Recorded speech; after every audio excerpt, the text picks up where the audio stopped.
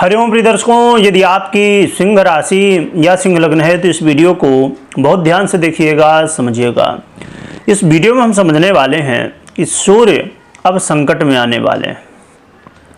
तो सूर्य संकट में आने वाले हैं तो इसका प्रभाव हमारे जीवन में क्या होगा और क्यों सूर्य संकट में आएंगे, ये भी हम विस्तार से समझेंगे। देखा जाए तो 14 मार्च 2025 को ग्रहों के राजा सूर्य का परिवर्तन होने जा रहा है, राशि परिवर्तन, जो कि कुंभ राशि को छोड़ के और अब देवगुरु बृहस्पति की साधारण राशि मीन राशि में गोचर करेंगे। और मीन राशि में जब ये गोचर करेंगे तो आप जानते ही होंगे कि राहु पहले से ही मीन राशि में गोचर कर रहे हैं, जिससे कि ग्रहण योग का निर्माण होगा, यानी कि अब सूर्य को ग्रहण लगने वाला है। एक दिन दो दिन का नहीं है, पूरे महीने भर का। तो लगभग एक महीने तक सूर्य इस मीन राशि में गोचर करेंगे, जिसकी वजह से सूर्य संकट में है, पीड़ित अवस्था में इस समय रहने वाले हैं। और देखा जाए तो आपके लिए बहुत ही महत्वपूर्ण है, क्योंकि ये आपके लग्न से हैं। यदि आपकी लग्न है सिंह और यदि आपकी राशि है तो आपके राशि से हैं। दोनों स्थितियों में ये महत्वपूर्ण ग्रह आपके लिए बन जाते हैं। इसके अलावा देखा जाए तो सूर्य का ये गोचर काल जब अब मीन में होगा, यानी कि आपके अष्टम भाव में होने जा रहा है,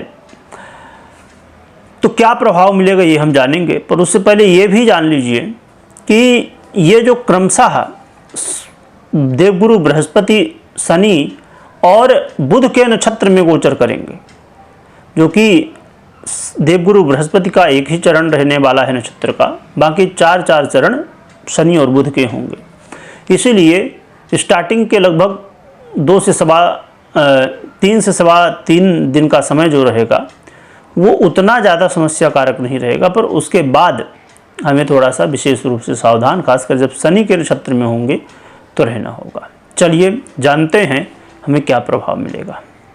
परंतु एक बात और भी ध्यान में रखिए, वो क्या है? वो है केतु, क्योंकि केतु की भी दृष्टि सूर्य के ऊपर पड़ने वाली है, तो ये भी प्रभाव हमें देखने को मिलेगा।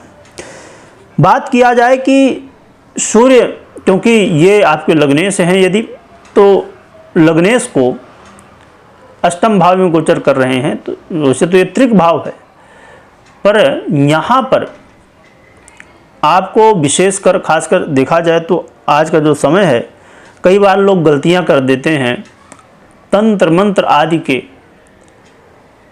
ये ऐसे रहस्यमयी ज्ञान है जिसमें बिना गुरु का हमें कोई भी काम नहीं करना चाहिए।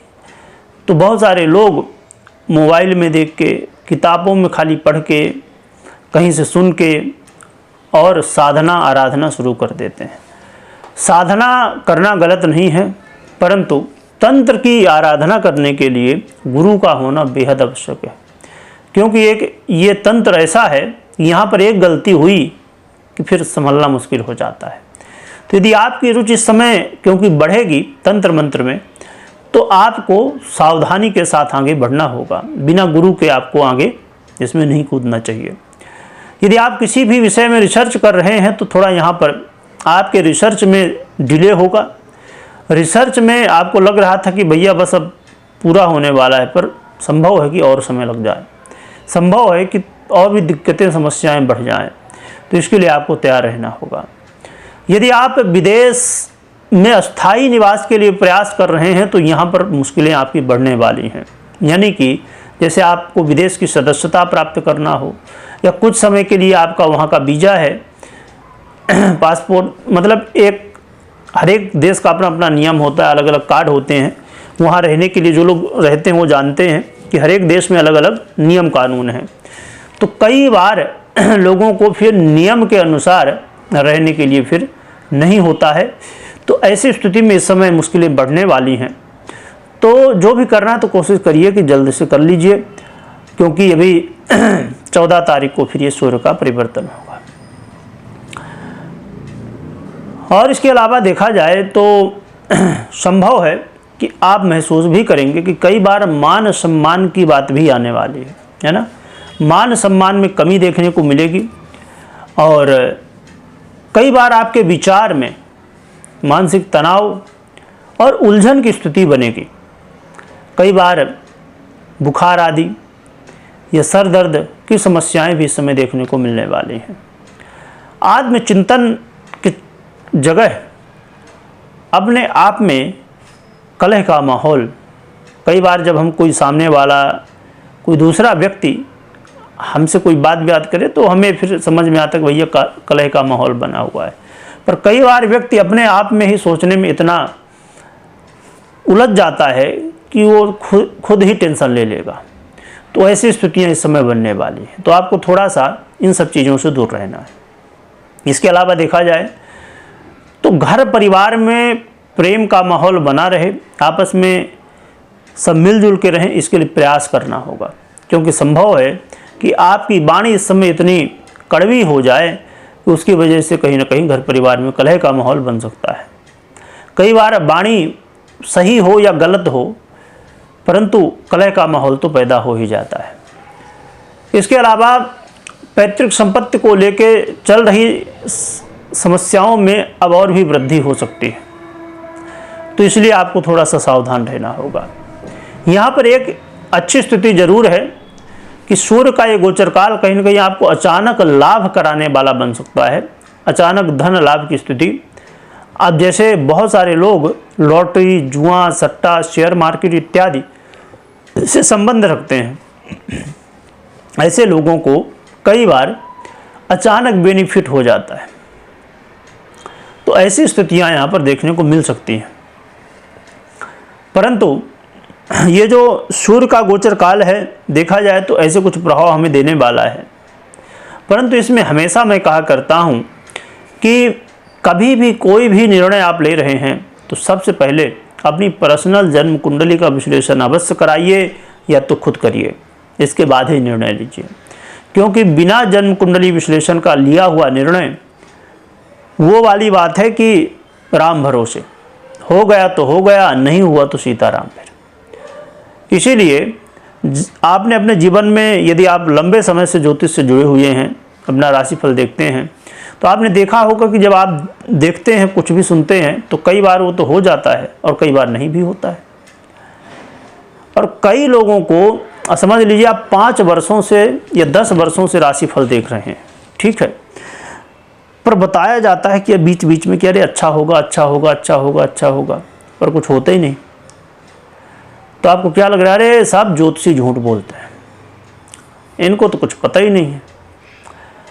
अब समस्या कहाँ है कि वो वाली बात है कि कहते हैं ना, एक कहावत है कि जब गगरी होती है उसमें थोड़ा सा जल भरता है तो भैया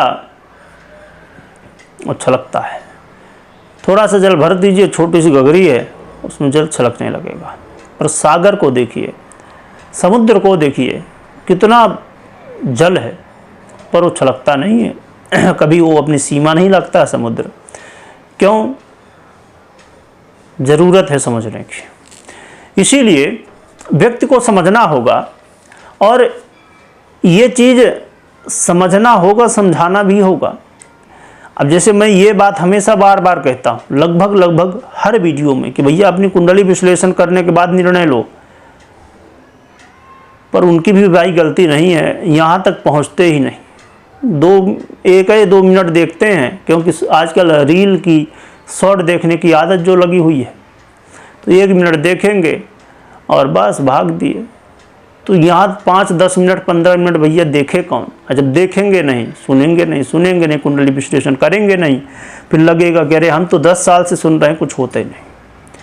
पता चला कि शनि की भैया दशा चल रही, शनि महाराज जो है नीच अवस्था में है और अष्टम में भी बैठे, पता चला वो भी राहु या मंगल के साथ युति भी है।